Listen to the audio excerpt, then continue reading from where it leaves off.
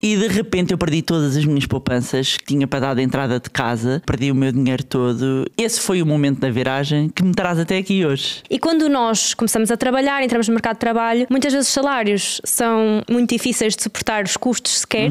E como é que neste caso se pode começar a gerir melhor o dinheiro quando parece que não sobra nada ao final do mês? Vou dizer isto muito devagarinho, não me leva a mal.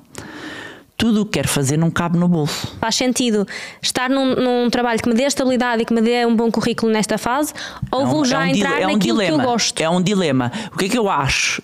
E vou dizer o que digo aos meus filhos. Experimentem muito. Experimentem muito. As pessoas têm medo de experimentar, medo de sair, medo de arriscar. Pois, mas é muito medo. Então, muito medo não dá resultado depois. Usam o Pax assim em primeiro lugar. O que é isto? Não esperam que o dinheiro sobre, porque nunca sobra, que somos muito criativos. Vamos poupar à cabeça. Retiramos 10% logo para outra conta. Não pode estar na mesma conta. Há muita gente da minha idade que associa viagens e compras de malas caras, etc., como investimento. Isto é um investimento? Vocês podem comprar ou uma mala da Louis Vuitton ou ações da Louis Vuitton. Raramente é comprado na ótica do investimento. Isto é a historinha que a gente conta porque queremos ter a mala. Quando eu estou parado, e isto é a questão fundamental que é preciso que todos entendam. Quando decidem não fazer nada, isso é uma escolha. Olá, sejam bem-vindos a mais um episódio. Hoje estou aqui numa vibe mais séria de blazer porque vamos falar sobre dinheiro. Eu já mais ou menos há 2 anos que comecei a estudar mais, a educar mais e a preocupar-me com a minha literacia financeira, e uma das pessoas que eu mais acompanho ao longo dos anos é a Bárbara Barroso. Em dinheiro, em ensinar-nos de forma descomplicada como lidar com o dinheiro. Ela tem o Money Bar, que é um podcast também super útil com imensas dicas práticas, e o Money Lab, que é uma escola de literacia financeira. E eu trouxe aqui a Bárbara para nos ensinar onde é que nós podemos começar, de que forma é que podemos poupar melhor e poupar mais, onde é que podemos começar a investir, se devemos comprar casa ou alugar casa. Falamos de vários temas à volta do dinheiro e também muito de mentalidade, como é que nós podemos começar a interessar-nos mais, a educar-nos mais e a termos mais consciência de que forma é que podemos pôr o nosso dinheiro a trabalhar por nós, no fundo. Espero muito que vocês gostem desta conversa e que vos seja útil. Eu gostei muito de ter aqui a Bárbara e bora lá então aprender mais sobre dinheiro.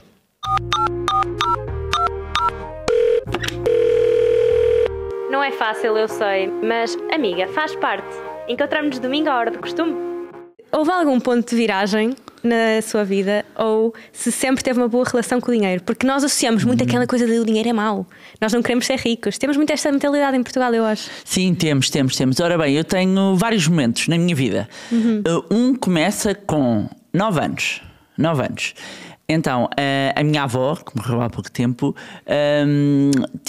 eu ia passar as férias dela, de verão com ela e ajudava no trabalho, que a minha avó era empreendedora, uma grande mulher. E eu lembro-me dela me dar, por eu ajudá-la, ficava a ajudá-la a fazer nada, quase. Não, mas eu era esforçada, mas era uma criança. Ela deu-me 1000 escudos, que seriam hoje 5 euros, mas deu-me 1000 escudos. E eu peguei naqueles 1000 escudos e troquei por notas de 100, havia notas de 100 escudos. Eu troquei por notas de 100, que é para parecer muito, que era para contar. E lembro-me perfeitamente de entrar num café e dizer à minha mãe o seguinte: escolhe que eu pago. E eu tinha 9 anos e aquela sensação de eu poder oferecer. Foi a primeira vez que eu tenho a sensação de liberdade e de empoderamento. Isto é o meu dinheiro, eu faço o que eu quiser, e eu estava a oferecer um gelado à minha mãe.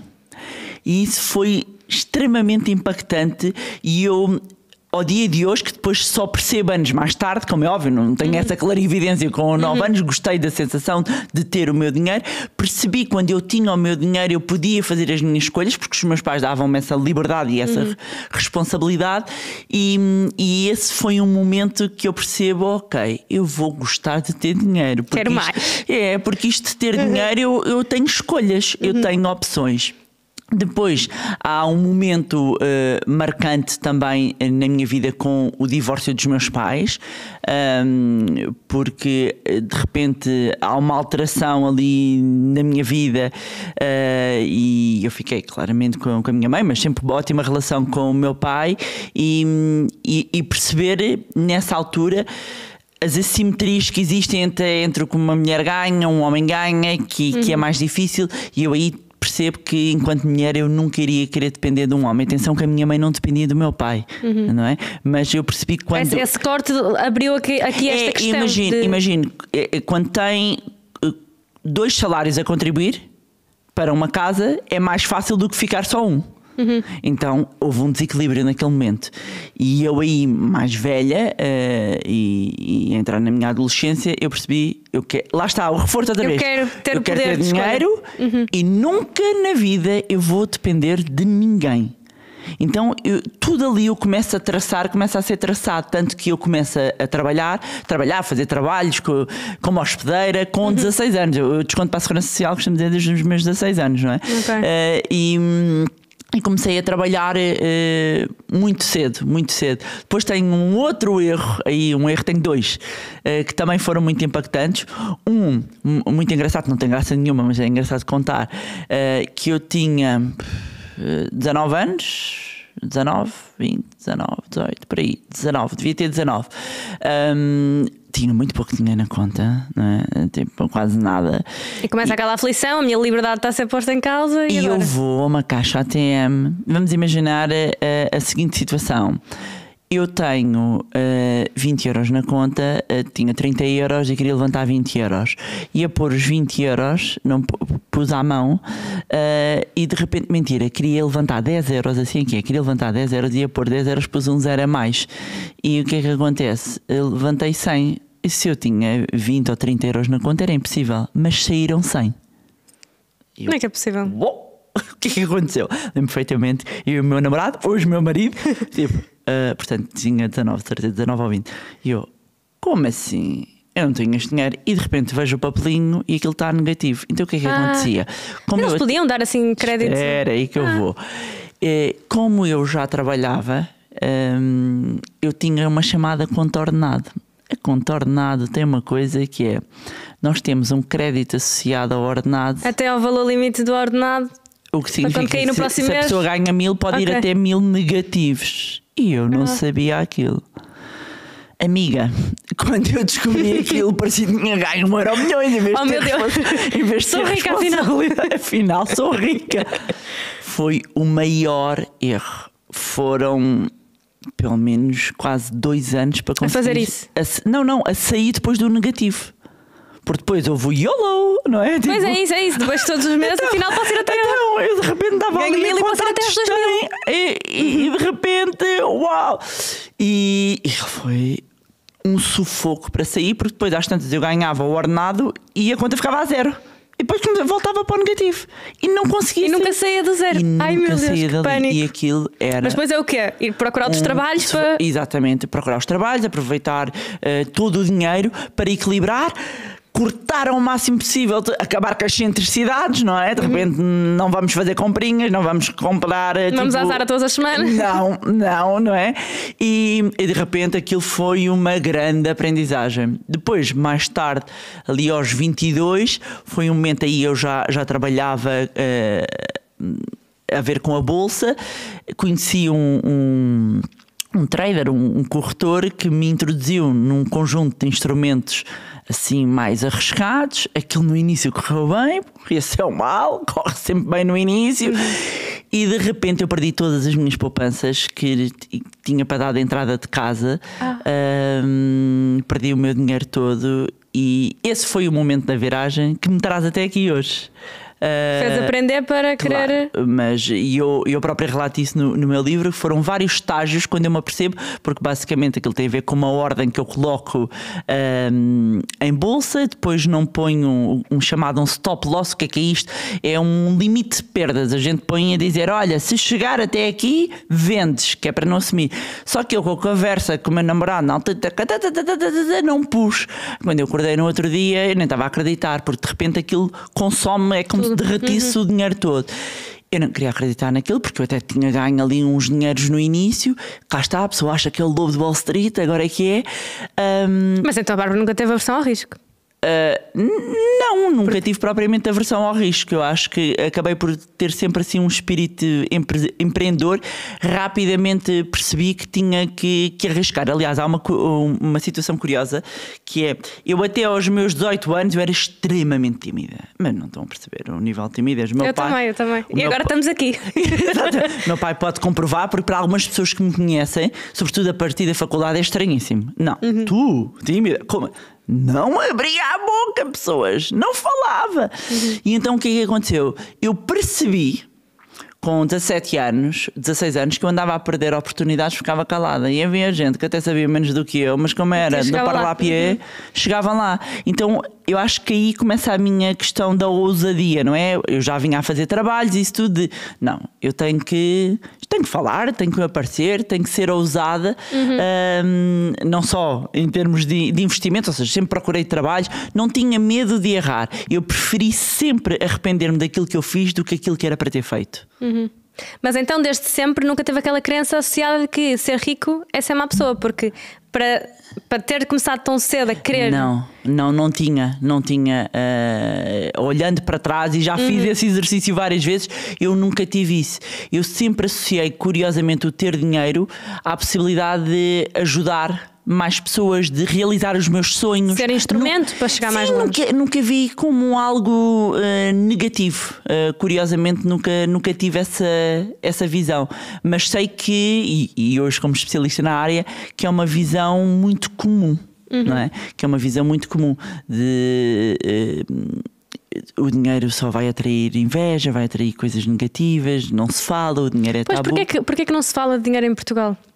Fala-se mais, estamos a melhorar, mas é uma questão cultural, não é? Não se pergunta a idade às senhoras, como eu costumo dizer, e não se pergunta ao colega quanto é que ele ganha. Sim, mas se nós falássemos... Não é bom tom à mesa, não se fala disso. Teríamos mais noção de... Claro. Quanto ganha cada um, quanto é que poderíamos estar a pedir. Claro. Portanto, fica mas se pensarmos pouca transparência. Sim, se pensarmos bem, até mesmo quando, por exemplo, saímos da escola, seja da faculdade ou de onde for, e começamos no mercado de trabalho, quantas ofertas é que existem que são transparentes a dizer o salário? Muito poucas. Não é? A gente já vai de olhos fechados. Quase a aceitar qualquer coisa. E até parece mal que se vá perguntar. Então, mas esta função, quanto é que remunera? Mas vens aqui só para falar só por causa do dinheiro? Não, nós queremos pessoas apaixonadas. Sim. Então existe isso. Há uma associação quase que a pessoa é gananciosa. Confunde-se ambição com ganância. Apesar que há pessoas gananciosas, efetivamente, não é? Confunde-se ambição com ganância, com muitas vezes avareza da pessoa, e o dinheiro traz uma carga negativa. Acredito muito que toda esta questão cultural vem também da nossa história e das assimetrias que foram aumentando ao longo do tempo. E essas assimetrias leva a que quem está numa banda inferior se sinta quase como que injustiçado em relação a quem ganha mais. Aliás, eu lembro-me de ser miúda, e se alguém aparecia de repente com algum carro melhor ou me dava-me... Sim, está-se a gabar. Não. É qualquer coisa ilícita. É isso. Era qualquer coisa ilícita. É dinheiro sujo. Como se não fosse possível criar património ou enriquecer de forma transparente. Portanto, há aqui muito essa questão cultural.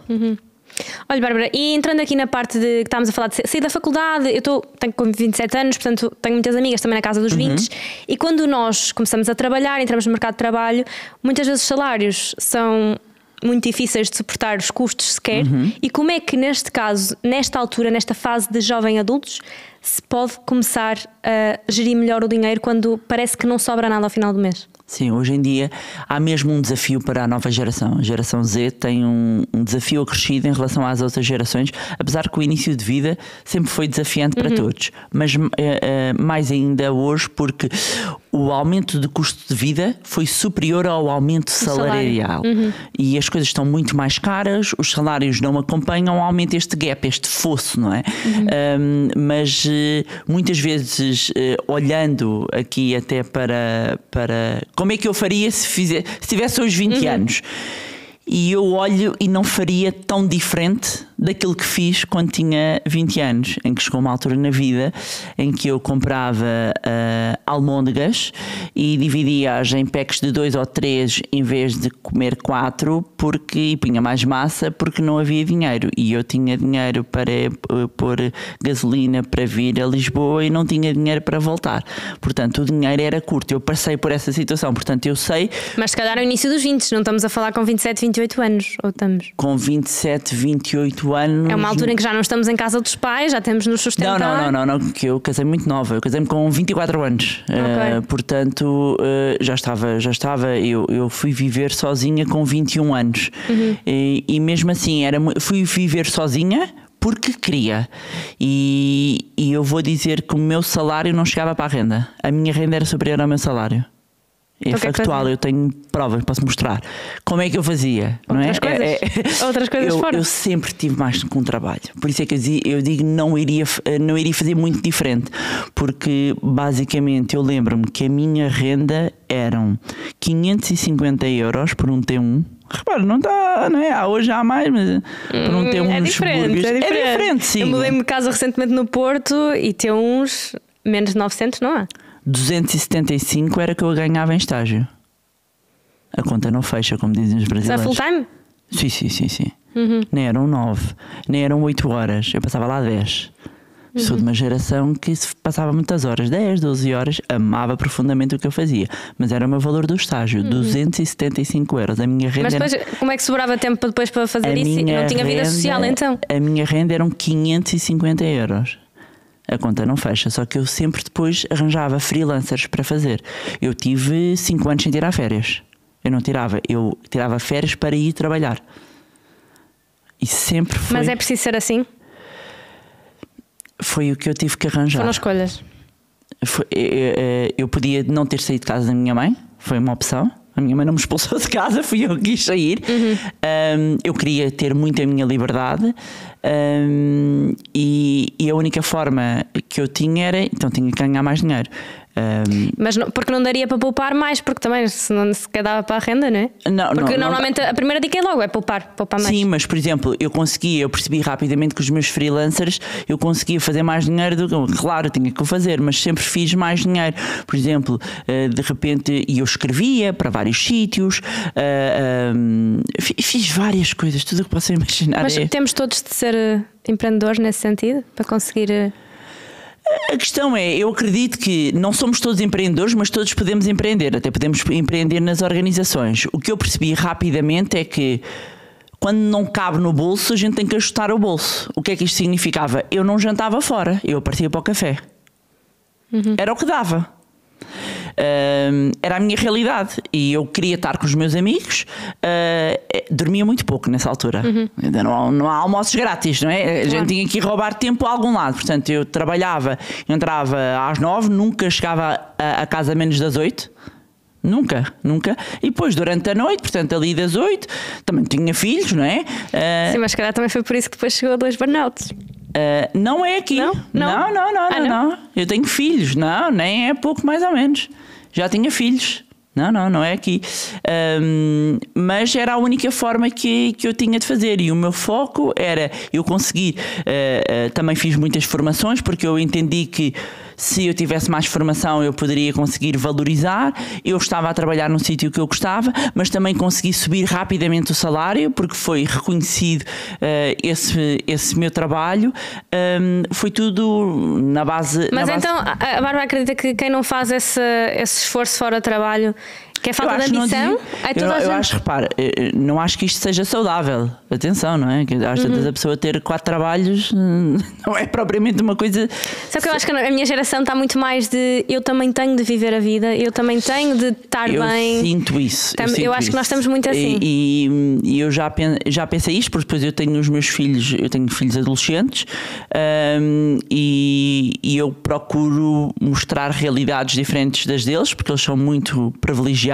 Procuro trazer isso, porque eu sinto que existe isso nessa geração de eu preciso para a minha saúde mental, porque como eu li de ir a concertos, eu preciso disto, eu preciso, e é muito difícil, e não levem a mal as outras gerações, mas é muito difícil para outras gerações pensar nisso, porque veio mais tarde. Porque para mim é perfeitamente natural que se eu não tenho dinheiro eu não vou. É muito natural para uma geração diferente, e quanto mais as mais velhas do que eu. Isso então, porque também havia muito menos oferta, não é? Hoje em dia consegue-se, por exemplo, hoje em dia não se tem que fazer um sacrifício, se calhar, para viajar como há 20, 30, 40 anos, porque as viagens estão muito mais acessíveis, graças a Deus, não é? Para a pessoa conhecer o mundo também. Mas isso que estava a falar, eu vou sentindo um bocadinho aqui nos jovens. E nós, por vezes, temos que fazer sacrifícios. Agora, se não quer fazer sacrifício, não pode esperar um resultado diferente. Não é? A Einstein tem uma frase que eu gosto muito, que é: a insanidade é fazer a mesma coisa e esperar resultados diferentes. Se eu quero um resultado diferente, eu tenho que procurar. Eu não conheço ninguém que tenha atingido sucesso sem sair da média. O que a média faz. Sim, mas também teve a sorte de gostar do que fazia. Há muita gente que entra em trabalhos e que trabalha muitas horas, consultoras da vida, que se calhar nem sequer está feliz. Claro. E nesta fase, eu acho que é a maioria, Mariana. Pois eu acho que a maioria das pessoas estão infelizes. Mas o que é que podemos fazer nesta fase? Faz sentido estar num trabalho que me dê estabilidade e que me dê um bom currículo nesta fase? Ou vou já entrar naquilo que eu gosto? É um dilema. O que é que eu acho? E vou dizer o que digo aos meus filhos: experimentem muito. Experimentem muito. As pessoas têm medo de experimentar, medo de sair, medo de arriscar. Pois, mas é muito medo. Então, muito medo não dá resultado depois, não é? Temos que ir. A pergunta é: qual é o pior que pode acontecer? Isto falando de privilégio de termos a casa dos pais para nos receber caso as coisas corram mal? Claro. Falando que nós vivemos, graças a Deus, num país privilegiado, não temos guerras. Se as pessoas estão a ver isto, é porque têm internet, possivelmente, se têm um computador, se têm casa, se têm água, se têm luz. Digo-vos que estão bem melhor do que milhões de pessoas no mundo inteiro. Se têm uma cama para dormir, só que a gente toma por garantido até haver um apagão, né? A gente de repente, abana tudo. Até haver um apagão, um Covid, e de repente, calma, o que é o essencial? Afinal, o que é o essencial? As pessoas, é água, comida. Gente, como assim? De repente não tínhamos luz e o que eu praguejei por não ter uma placa a gás e ter uma elétrica e não conseguir cozinhar.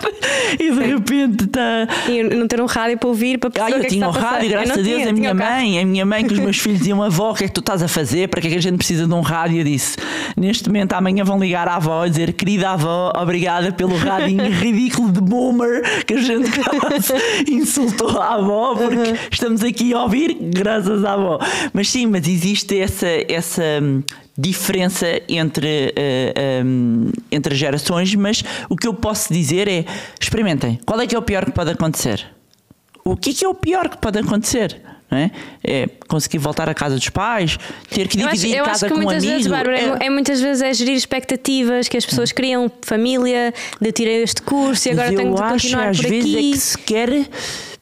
Eu sou uma incentivadora de vocês façam o que vocês amam e o que vocês gostam, mas às vezes a gente tem que gerir o tempo, não é já. E isso é que eu sinto que porque eu tenho que ter tudo agora. Eu tenho que conseguir ter a carreira agora, eu queria já comprar ter agora, comprar a casa agora. E há pessoas que. Mas eu acho que o que assusta é olhar para o futuro e ver que se calhar é mesmo a nível de progressão de carreira e de salário, é um cenário um bocado assustador. Saber que se eu continuar aqui nesta empresa, se calhar neste cargo. Não fiquem em empresas tóxicas. Saiam. Nada vale a nossa sanidade mental. E foi aí que eu a comprometi com chefes tóxicos. Nada, rigorosamente nada vale a nossa sanidade mental. Não foi excesso de trabalho, também foi a determinada altura e depois tinha filhos pequenos, muita coisa, mas foi essencialmente as ambiente pessoas que nos rodeamos. E depois eu basicamente deixei de falar, eu sempre fui de falar, comecei a pôr para dentro, foi até implodir. Foi até implodir completamente. Portanto, isso não.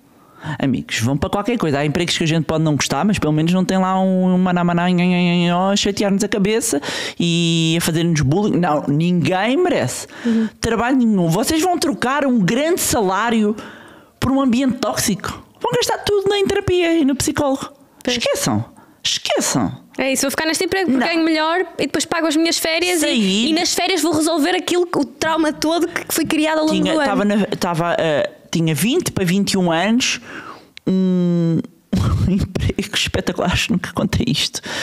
Um emprego espetacular para aquela idade que eu tinha, diretora disto e não sei o quê, ganhava super bem, mas super. Então eu fui depois ganhar como estagiário 275 euros. Ganhava muito bem na faculdade ainda. Mas tinha um chefe tóxico. Há um dia que ele me diz uma coisa, para vir embora eu rasguei-lhe o cheque na cara. Nem estou estúpida, não é? Devia ter trazido o raio do dinheiro, mas estava tão furiosa. Estava tão furiosa que lhe rasguei o último cheque e disse: eu não preciso do teu dinheiro, e vim-me embora. Isso é uma coisa. O meu caráter, a minha verdade e os meus valores, dinheiro nenhum paga. Eu acho que ninguém deve. O meu avô tinha uma frase que é: antes partir do que vergar. E para mim, há valores que são inegociáveis. É isso, não podemos viver na insegurança, não é? Sim, e sim. agradar Mas os outros. Fiz tudo o que eu gostava? Não. Até hoje em dia, às vezes faço coisas que não gosto, mas sempre com o olho para aquele objetivo, não é? Para aquele objetivo. E eu, curiosamente, na carreira, e eu sou uma pessoa que eu adoro tudo para ontem. Atenção, não é? Estamos tipo hashtag Gen Z, quase, não é? É tudo para ontem. O meu dia preferido da semana é a segunda-feira, porque eu tenho imensas ideias ao fim de semana, depois fico ali encalacrada, não consigo entrar, arranjar nada. Mas curiosamente, sempre em carreira, consigo pensar, consigo ser estratega. E consigo ter paciência. A paciência que eu não tenho mais nada, consigo ser aí. Sempre fui muito, ou seja, consigo pensar coisas a 2, a 3, até a 10 anos. Sim, eu acho que ajuda muito ter um objetivo. Sim. Porque acho que falta muito, lá está, na minha geração, se calhar o termos aquele objetivo de sabermos o que é que queremos fazer. Lá está, falta experimentar, porque acho que não sabermos aquilo que queremos e aquilo que gostamos, acho que é a maior prisão que podemos viver. Isto começa na escola, não é? Quer dizer, vamos escolher a área. Sei lá, a área, não é? Tipo, e depois vou. Assim, eu não gosto disto, mas também não sei o que é que gosto, então mais vale ficar aqui e ganhar este salário. Pronto, e depois fica-se ali. E depois, o que é engraçado é que muito do nosso futuro é condicionado pela escolha da empresa que a gente faz a seguir à universidade ou a seguir à escola. Calhou-nos aqui e a carreira começa um bocado. Se vocês não estão bem, mudem. Mas vão criticar que eu sou um salta-pocinhos. Saltar e então, depois fica no salário. As contas, são da vossa família, vocês devem-lhes alguma coisa, então. Who cares? Olha, Bárbara, entrando em dinheiro, poupar é preciso viver em escassez? Não. Ou pode ser libertador? Não. Esse é um problema, a poupança está associada à privação. Que é porque poupança é consumo futuro. Eu deixo de consumir hoje, não é? Eu deixo de gastar este dinheiro hoje para guardar e consumir amanhã, não é? Daqui a uns tempos. Então, como há esse adiar de então, mas eu não posso ir ao concerto, mas eu não posso viajar, mas eu tenho de viver a vida agora. Como é que se faz essa gestão? É difícil. Tive esse dilema exatamente aos 20 anos. Tive exatamente esse dilema aos 20 anos, que era.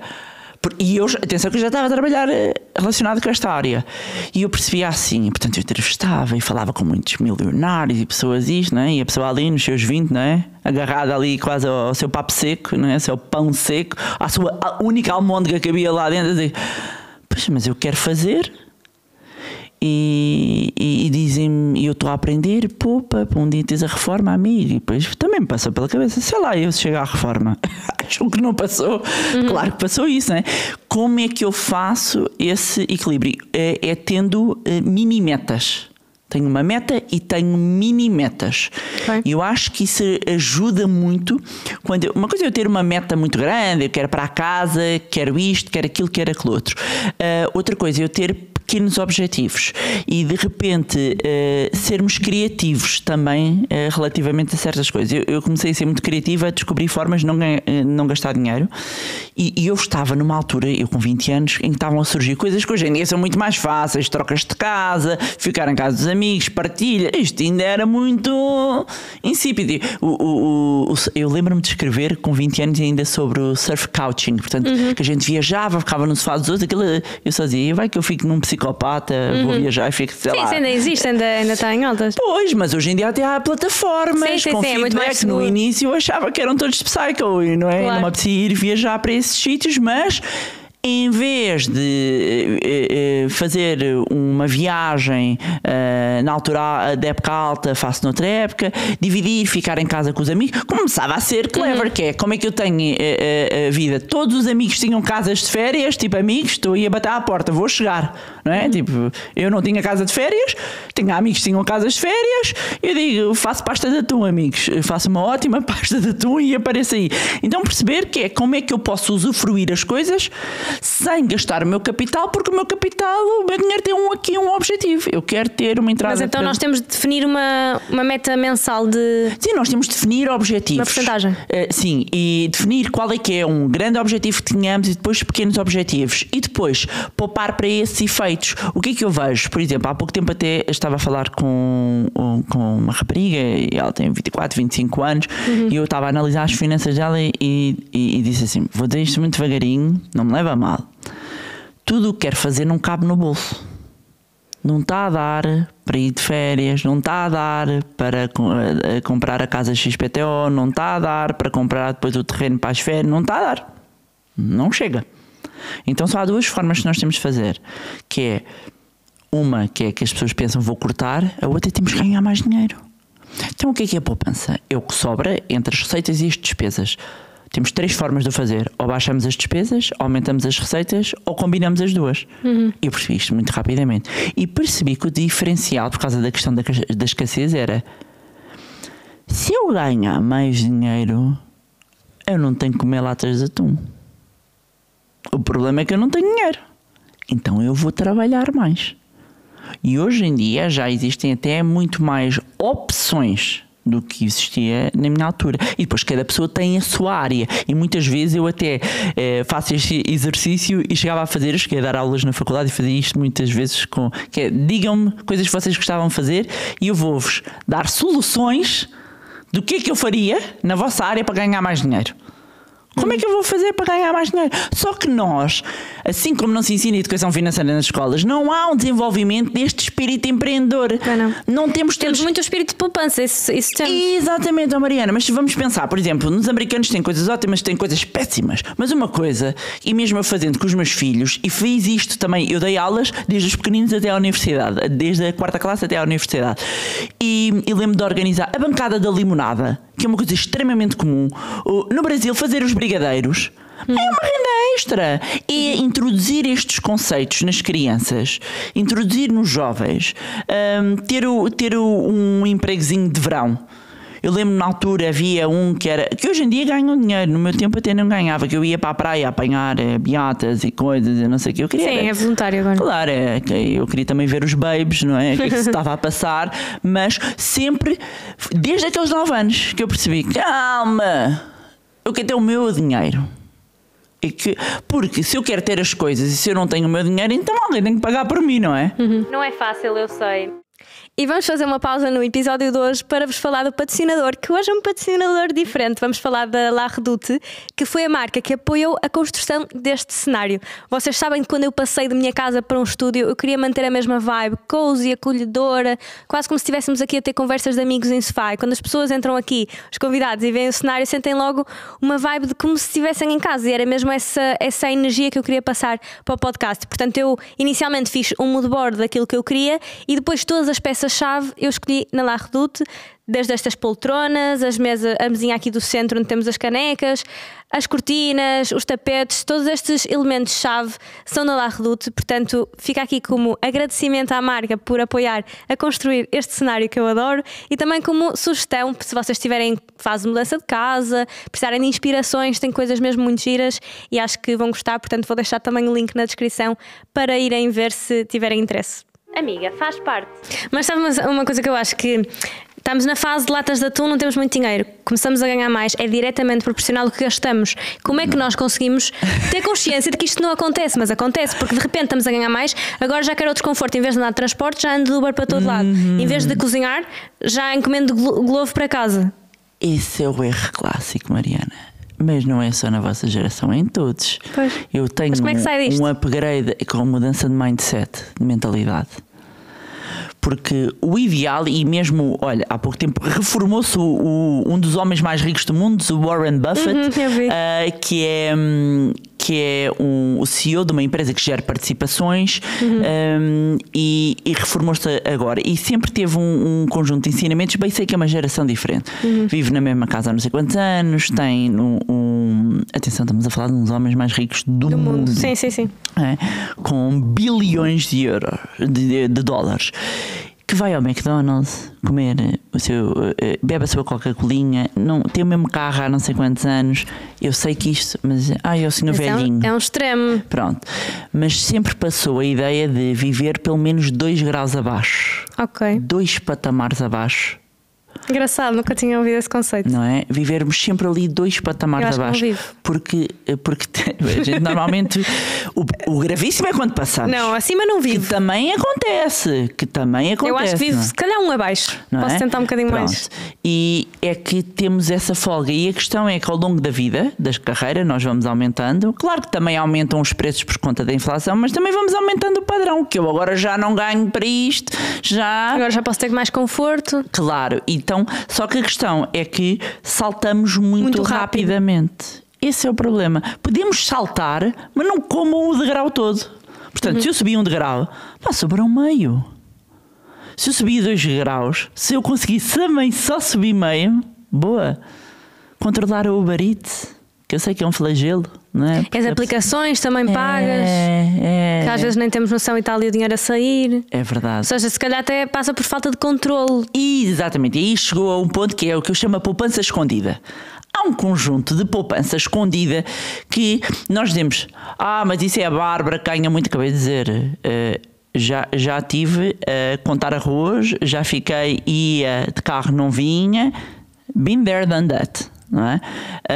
Portanto, não falo de um alto de um pedestal, falo de quem comumente cometeu os seus erros, mas que eu sei que foi a educação e a literacia financeira que me ajudaram a controlar as minhas finanças e entender como é que funciona o dinheiro, como é que se organiza de forma eficiente e como é que se cria e constrói património. Então, quando nós vamos olhar para as nossas contas, não podemos ser desligados do dinheiro. Tem que entender, o dinheiro é uma ferramenta e dá-nos liberdade. Se nós queremos ir aos concertos, mas a Bárbara está aí a dizer não quer que a gente vá aos concertos. São doidos, nunca disse isso. Agora, quando não cabe, não se vai. Sabe mas o que é que eu fazia? Na percentagem? No bolso, não cabe no bolso. Sabe o que é que eu fazia? Voluntariava-me para ver os concertos, porque eu não tinha dinheiro. A minha cabeça sempre foi ali diferente. Eu não tinha. É a necessidade aguça ao engenho, sabe? Como eu não tinha... concerto, gastar 50, vocês estão doidos, gastar 50 euros, uma fortuna para mim. Com 50 euros comia o mês todo, quase, não era o mês todo, mas um mês e meio quase. Aquilo bem, há comidas de travessa que duram muito. Comi muito arroz e muita massa para aguentar. E a questão é, quando estamos a fazer o nosso orçamento, quando vamos, vejam todas as apps, a quantidade de apps que existem que são freemium, não é? Primeiro é grátis, no início gratuito, no início e passado um tempo começa a cobrar. Quantas têm lá que vocês já não... Quantas aplicações têm para editar vídeos que vocês já não vão e usam sempre a mesma? E estão lá a pagar 5 euros, 10 euros, 5 euros, 10 euros. De repente, quantas vezes acabam por encomendar comida pela preguiça? Estou aqui na sofá, vou ver no Netflix, bora lá. Quantos serviços de streaming se calhar temos? Bárbara, mas eu quero ter... Mas precisam todos. Então, mas é assim, ou querem ter isto, ou querem garantir um futuro e ter mais disponível. E eu acho que falta é priorizar. O que é mais importante? Repare, e até pode ser consumo, até pode ser uma viagem. Se não cabe tudo no bolso, o que é mais importante para mim? Encomendar comida todas as semanas ou eu ir de viagem com o meu namorado? Ou, o que é mais importante? É mais fácil satisfazer a necessidade presente do que pensar no que é que no futuro eu vou ter. Sim, porque não é palpável. Pois é uma grande dificuldade. Isso é a cabeça, não é? Tem que se acautelar, não é? Porque senão nós vamos estar sempre a viver de paycheck and paycheck, não é? De salário em salário. Mas então recebemos um salário e definimos uma porcentagem que vamos pôr de lado. Sim, as boas práticas recomendam pelo menos 10%. Mas eu só consigo 5%. Está ótimo, o importante é que comecem. Vão começar. Usam o Pax assim em primeiro lugar. O que é isto? Não esperam que o dinheiro sobre, porque nunca sobra, que somos muito criativos. Vamos poupar à cabeça. retiramos 10% logo para outra conta. Não pode estar na mesma conta, senão vamos gastar. Se conseguimos 20, 30, atenção, não é? Se conseguem mais, poupem mais. Maravilhoso. Portanto, retiramos logo e automatizamos. Para quem tem um trabalho por conta de outra, automatiza. Quem tem trabalhos freelancer, tira na mesma. E atenção ao IVA, pessoas. O IVA, repeat after me, não é vosso. Ok? Tenham uma conta só para o IVA. É muito importante. Portanto, nós chegamos e retiramos logo esse dinheiro, fazemos a poupança. Começamos a fazer aqui um fundo de emergência. O que é isto? Um fundo de emergência, um pé de meia. Eu vou ter ali uma quantia de dinheiro. O ideal era que fosse, imagino, o correspondente a 6 a 12 meses do custo de vida mensal. Nem tanto do salário, mas das despesas. Okay. Não é? Mas isso é muito. Mas se conseguirmos um mês, ótimo. Começamos por aí.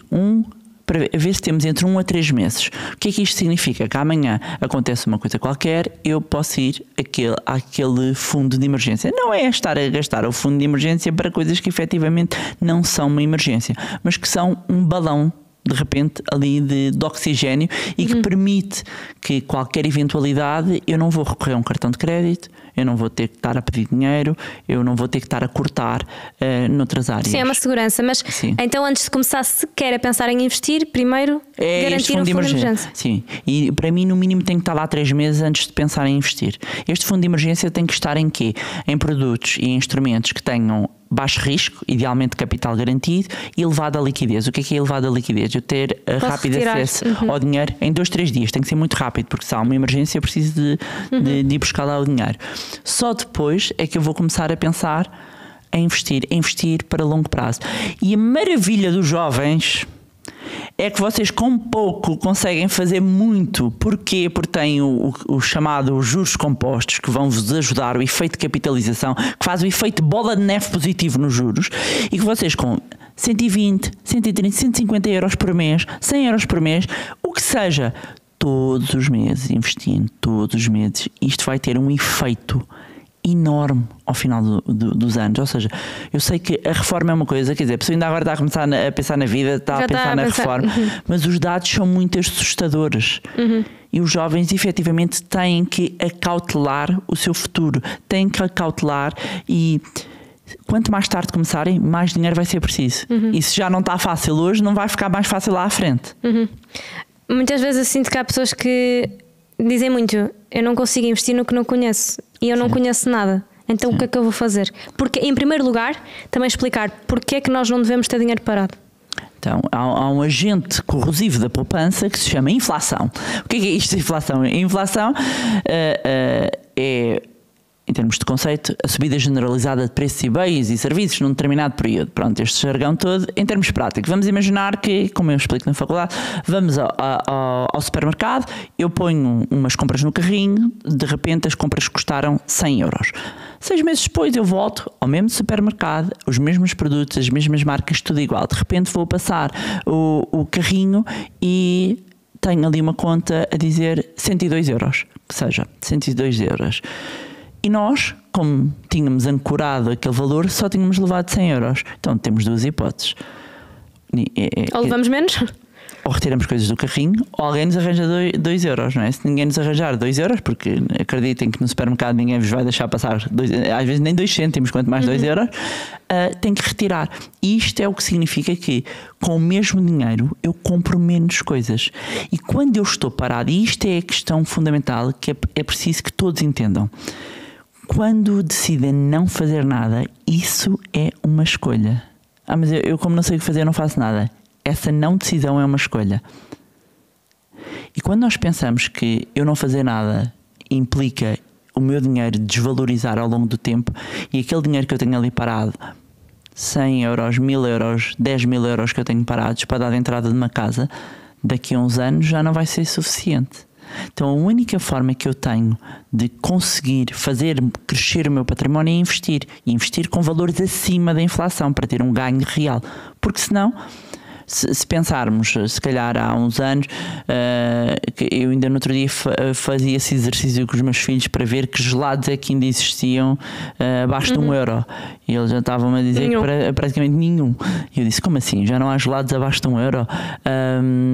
Não, e eu depois estava a contar que de repente eu conseguia comprar gelados a 20 cêntimos, 40 cêntimos, e hoje em dia isso não existe. Portanto, se eu cristalizasse aquele dinheiro, hoje não dá para rigorosamente nada. Portanto, o dinheiro parado tem esse custo, efetivamente. Então é preciso investir. Não sei investir, tenho que ir buscar conhecimento.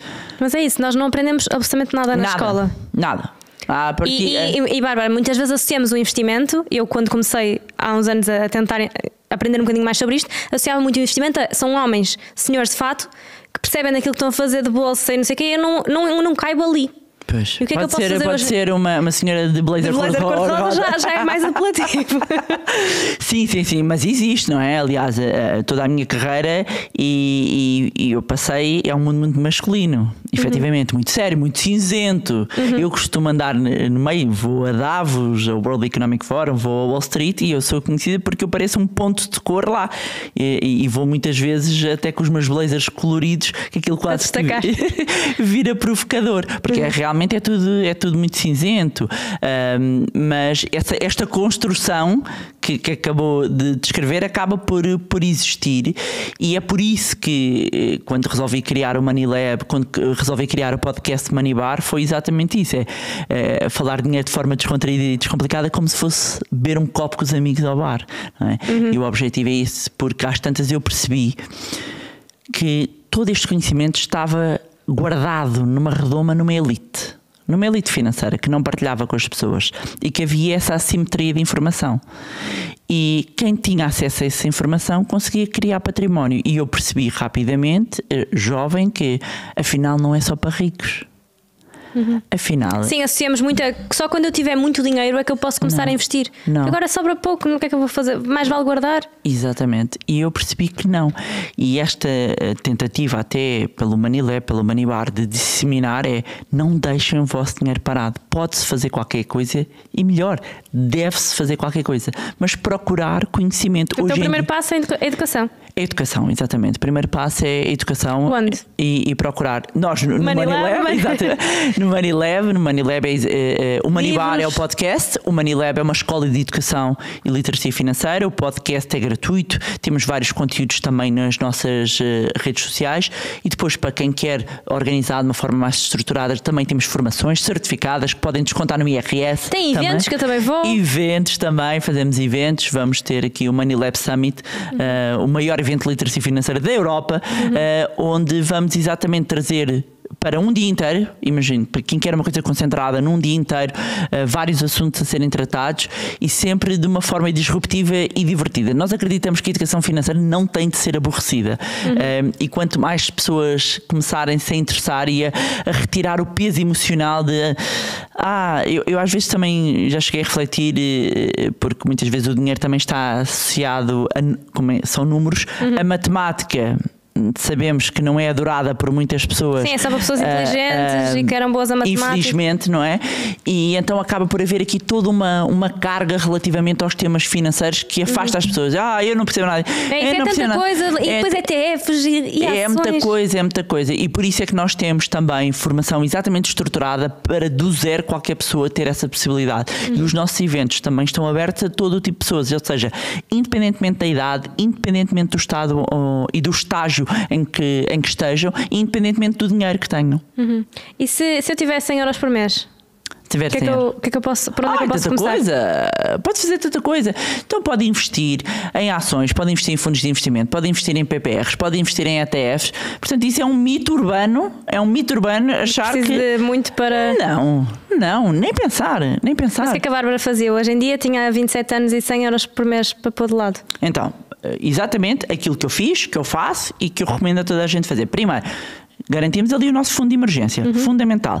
Depois de eu ter aqui o meu fundo de emergência, eu vou começar a poupar. Se eu não tiver nenhum objetivo específico, como quero dar a entrada de uma casa, o que for, eu ia fazer uma poupança de longo prazo. Portanto, pegava nesses 100 euros e investia, fosse num ETF, fosse num fundo de investimento, fosse diretamente em ações, também é possível, mas se a pessoa tem 100 euros, depois o que nós conseguimos, a forma como conseguimos diversificar pode não ser tão eficiente, porque nós temos ações que até podem custar cêntimos, mas depois há outras que já podem custar mais de 100 e eu assim só estou exposta a uma ação. Se eu tenho um fundo de investimento, se eu tenho um ETF, o que é isto? Um ETF é um Exchange Trade Fund, é no fundo uma carteirinha que tem lá vários tipos de ativos, não é? Imaginem uma pizza. Vocês têm uma pizza tem vários ingredientes, o pepperoni, o queijo, vocês têm que pensar que o pepperoni é uma empresa, está lá uma Amazon, está lá uma Apple, está lá uma Louis Vuitton, que seja, portanto, e eu como não tenho dinheiro para comprar cada um dos ingredientes, depois eu compro uma fatia de pizza. Quando eu compro essa fatia, que são unidades de participação, eu estou a ter acesso de maneira mais eficiente e mais barata a esta exposição toda destes ativos. Portanto, existem imensas opções para jovens e sem serem jovens. Temos é que primeiro entender porque eu insisto tanto na educação, porque às vezes as pessoas querem, não, a Bárbara diga só onde é que é e eu vou lá. Eu disse, primeiro, pegue no meu dinheiro e faça. Pronto, primeiro, e em todas as apresentações há mais de 20 anos eu passo um provérbio chinês em que diz mais ou menos isto: quando vis alguém com fome, não lhe des um peixe, dá-lhe uma cana e ensina-o a pescar. E esta é a minha filosofia de vida, é ensinar as pessoas. Porquê? Porque se eu digo onde é que é, eu crio uma dependência. E se eu não estiver cá para a semana? Vocês sabem como é que fazem? Não sabem? Então eu é que dizia qual é que era o ativo onde se punha, agora não estou cá, como é que é? Se eu ensinar, vocês conseguem fazer.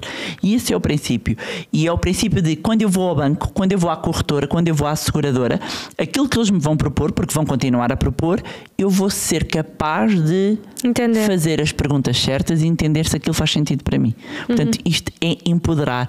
Isto tem a ver com liberdade, porque se eu não tenho esta liberdade de escolha, este entendimento, aquilo que me derem está bom para mim, então eu não sei. Não é? Esse é o ponto. Em termos de, assim, só uma última reflexão sobre investimento, há muita gente da minha idade que associa viagens e compras de malas caras, etc., como investimento. Isto é um investimento? Mas há uma longa conversa, não é? Vocês podem comprar ou uma mala da Louis Vuitton ou ações da Louis Vuitton, não é? Tem sempre essa possibilidade. O que eu noto é, raramente é comprado na ótica do investimento. Isto é a historinha que a gente conta porque queremos ter a mala, não é? Pronto. Status? E nós, sim, as marcas de luxo é o que vendem, é isso, não é? Status, poder, reconhecimento, mostrar que tive um achievement, não é? Que alcancei. E eu acho que isto está-se a subverter um bocadinho. E eu gostava de ver mais os jovens preocupados com o seu futuro e que os seus investimentos um dia lhes possam oferecer aquelas malas que quiserem. Exatamente, porque é possível isso, mas é inverter. Por isso é que no meu livro eu falo muito nisso e recomendo que leiam um livro. É um primeiro investimento que também podem fazer ao ir também ao evento, mas o livro, modéstia à parte, está muito bem redigido e muito bem estruturado para explicar exatamente isso, que é mudar aqui a nossa mentalidade e entender, se investir o meu dinheiro, vão ser os meus investimentos que vão, perdoem a expressão, bancar o meu estilo de vida, em vez de eu estar agora do meu suor, porque depois amanhã eu não consigo, vou ficar frustrado, vou me sentir mal e portanto olhar para os investimentos em primeiro lugar do que estas coisas materiais, porque eu sinto isso e reparo muito isso nos jovens. E atenção, é o maior erro que nós cometemos? O maior erro é querer agradar aos outros sem nos ligar tanto às aparências. O maior erro que acaba-se por cometer é porque a pergunta não é será que vocês estão a viver a vossa vida ou estão a viver a dos outros? Não é? Porque às tantas a gente está tão preocupada em agradar os outros e gastar dinheiro com pessoas que nem querem saber de nós para as agradarmos, para nos sentirmos parte, quando na realidade devíamos estar mais preocupados connosco, com o nosso presente e com o nosso futuro. Já estamos aqui a chegar ao final, mas eu tenho aqui um tema que eu preciso falar, que também tenho estado nesta dúvida recentemente, que é, nesta altura, início de vida, estamos sempre a pensar, vale a pena comprar casa ou arrendar? E tendo todos estes apoios, faz sentido hoje em dia avançar logo para a compra de casa? Bem, a compra da casa é um grande investimento, não é? É um grande investimento e há aqui uma questão que tem a ver com o mercado de arrendamento, que em Portugal não é tão flexível como noutros países, porque depois tendemos a comparar com outros países, nomeadamente na Europa do Norte, onde, sobretudo, a maioria acaba por arrendar em vez de comprar. Aqui, quando nós vamos fazer uma avaliação, e muitas vezes até da própria prestação versus o arrendamento, para um jovem ele consegue perceber que, bem, a prestação é menor, mesmo com os outros todos os custos associados, e depois existe o pensamento de pelo menos esta casa é minha. Hoje em dia realmente estes apoios são um grande incentivo. Este incentivo pode ser até uma casa, porque o que se pode fazer é comprar a casa e arrendá-la depois, não é? Passado 2 anos, acho eu. Sim, porque no início ainda estão a beneficiar no caso dos apoios, não é? Pode ser uma forma de começar a construir até um portfólio imobiliário, porque o imobiliário é um passivo, não é? Sim, e numa fase inicial. Aqui a questão da compra e do arrendamento, nós temos um país muito bipolarizado, não é? Grande Lisboa, o Grande Porto. Normalmente o que é recomendável para os jovens é, ok, não comprem logo a casa, comecem pelo arrendamento. Primeiro, por uma questão de aprender a gerir, e eu acho que... Para não ser um compromisso tão grande. Sim. Eu acho que pelo menos um aninho, para quem nunca viveu sozinho, ter essa flexibilidade que o arrendamento permite, para nós sentirmos as contas, não é? Porque é um choque. Quando sai da casa dos pais, de repente, oh meu Deus, eu tenho que fazer tudo em casa, as contas todas. Portanto, esta fase de adaptação é boa, termos aqui este momento de flexibilidade. Depois é que não é uma resposta fechada, porque há vários fatores.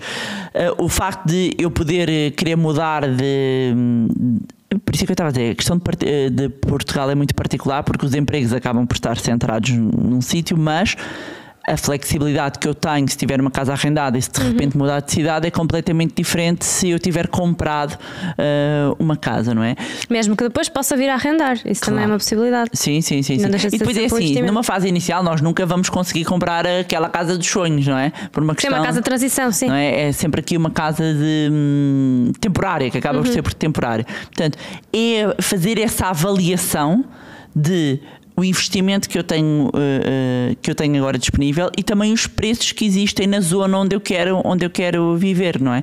Porque efetivamente em algumas há tantas a discrepância. Os preços dos arrendamentos estão hoje completamente uma loucura. Estão absurdos. Estão completamente absurdos, essa é a palavra, absurdos. Portanto, é muito difícil viver sozinho. É muito difícil. Estamos numa fase em que aluga-se quartos ou então é difícil. Sim. É muito difícil para um jovem. Já o era no meu tempo, mas hoje em dia ainda é mais difícil. Uma pessoa que esteja sozinha, quem está em casal consegue ter, já consegue. Sim, é isso. É isso. Agora, um jovem sozinho é muito difícil. Existem imensos apoios. Ainda no outro dia estava a falar com uma amiga minha que eu achei que toda a gente conhecia, por exemplo, a Porta 65 para arrendamento de jovens. E há muita gente que desconhece este tipo de apoios. E eu pôs-me a pensar, será que existem outras coisas que eu nem sequer estou a par? Onde é que eu posso ver este tipo de informação, estar informada sobre este assunto, sobre estas coisas? Sim, existem sempre várias iniciativas. Os meios de comunicação social ou os próprios organismos e até as câmaras, porque às vezes há alguns incentivos também a nível local. Está-me a recordar até na minha localidade que há uns apoios por causa das janelas, mudança das janelas, pode-se mudar. Ou estar em zona histórica, há coisas assim. Sim, há muito particulares. Então a pessoa tem que estar à procura ou nos portais sempre de arrendamento. Nós mesmo no Money Lab tentamos agregar algumas coisas, mas às tantas é impossível. É tanta coisa. Sim, porque com estas particularidades locais não conseguimos ter esta abrangência, portanto, conforme as zonas onde vivam, ter também atenção às informações das câmaras dos municípios que vos possam também ajudar e informar, porque de facto o Porta 65 é incrível. É incrível, mas eu tentei concorrer, eu nunca fui aceito. Eu estou à espera. Quando apareceu na altura. Mas eu tenho pessoas que foram aceitos, demorou muito tempo, porque agora também eles baixaram um bocadinho os requisitos, sim. Então há muito mais candidaturas. Sim, mas o tempo de espera está assim aos 6 meses. Segundo o que sei. Mas o importante é aproveitar também, são formas de aproveitar e ter esse incentivo de conseguir começar a vida de uma forma um bocadinho mais leve. Mais leve. Já agora aqui, passando por umas perguntas finais, eu queria perguntar se por acaso tem assim algum exemplo concreto de um aluno da minha idade que tenha tido que seja assim um caso de sucesso, que chegou lá. São assim, tantos. Assim, uma história gira que tenha passado. Estou-me a recordar, porque há pouco tempo voltámos a falar com essa pessoa, estou-me a recordar de dois casos. Um caso até já era um casal estavam a namorar e que de repente estavam a ponderar emigrar, estavam a ponderar sair, não viam sequer a mínima luz ao fundo do túnel, e depois de fazer informação connosco, de estruturarem a sua vida financeira, não só ficaram cá, mudaram de área e mandaram mensagem porque vão ser pais.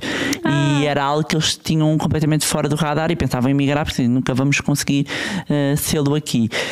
Outro caso que foi muito marcante, porque vivia num quarto e numa casa com 7 pessoas. Portanto, sem a mínima hipótese e a mínimo vislumbre de que haveria uma solução. Hoje não só tem uma casa e mora sozinho, como tem investimentos, tem a sua carteira de investimentos, tem o seu fundo de emergência, tem tudo estruturado. Em quanto tempo? Em menos de um ano. Fogo. Em menos de um ano. Sim. Então, mas temos muitos casos de sucesso. E porque o que nós trabalhamos, primeiro trabalhamos aqui a parte das finanças comportamentais. O que é isso? Vamos entender qual é a nossa relação com o dinheiro, porque é que a gente se comporta como se comporta em relação ao dinheiro. Tentamos aqui dar ferramentas até para virar, a gente chama-lhe pôr os óculos da riqueza, que é mudar um bocadinho aqui a nossa mentalidade. Se nunca ninguém nos falou disto, tudo isto é dantesco para as pessoas, tudo isto é enorme, não é? E para um jovem nunca ninguém me explicou, agora a vida, agora a casa, agora pessoas, e carreira, eu nem sei, não é? Às tantas a pessoa está completamente assoberbada, depois ainda querem que eu poupe, e depois a pressão dos pais, a pressão da sociedade, no trabalho, tanta coisa. Por onde é que eu me vir, não é?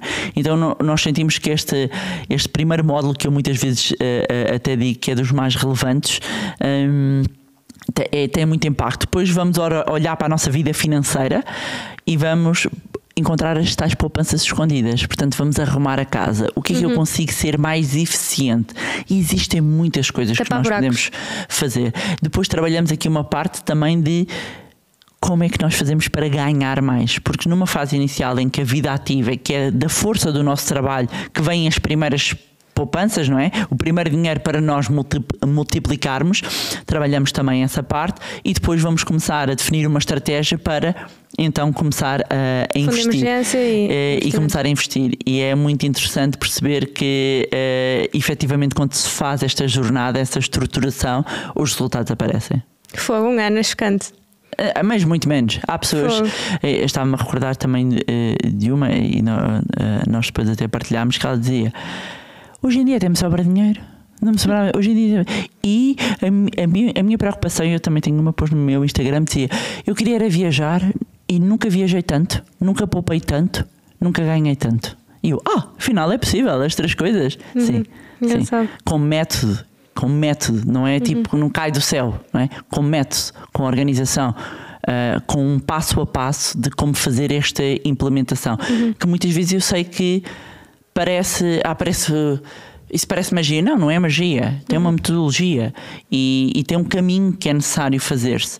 Eu sei que às tantas podem estar a ouvir a falar e dizer: pois, mas eu nem sei, eu não sei por onde é que começo. Por isso é que fizemos, exatamente, e na nossa formação, que chama-se do zero, exatamente para estamos aqui do zero e vamos levar pela mão nesta jornada até conseguirem fazer o primeiro investimento. E muitas vezes até falando com várias pessoas, eu digo, então, mas consegue olhar para trás e ver como é que era a vida há 1 ano, 2 anos? Quem era eu? Eu era uma pessoa completamente ignorante e agora quero falar com os meus amigos e quero puxar. Sim, é giro ver isso também depois de influenciar os grupos, não é? E eu quero, eles não querem saber, a Bárbara tem que ir lá, tem que ir no jantar. Mas este evento que nós vamos fazer é exatamente para isso, juntem-se com pessoas, com os amigos. É um dia diferente, é um dia intensivo, 8 horas, mas é um dia em que certamente vão mudar a forma como olham para o vosso dinheiro. Olha, eu faço sempre assim 2 perguntas finais, que é primeiro pedir uma recomendação de um livro. Que não sei se para além do seu livro quer recomendar. Ia recomendar o livro, tendo em conta a conversa toda que tivemos aqui. O é um bom livro para iniciar. Foi exatamente pensado para que qualquer pessoa a partir do zero comece aqui a estruturar a sua vida financeira. Portanto, claramente é um livro que aconselho. Boa. E a última é se me pode dizer assim, um conselho que tenha recebido recentemente e que tenha marcado. Um conselho recebido recentemente. Deixa-me cá pensar. Ok. Foi muito recente até, que escolher, e que era algo que eu já fazia, escolher os talentos pelo caráter e não tanto pelas aptidões técnicas. Porque as aptidões técnicas a gente ensina, o caráter a gente não ensina. Boa. Adorei. Obrigada, Bárbara. Obrigada. Adorei estar aqui. Foi ótimo e estou ansiosa por ir ao evento. É isso. E quem quiser, ainda existem bilhetes disponíveis. Obrigada.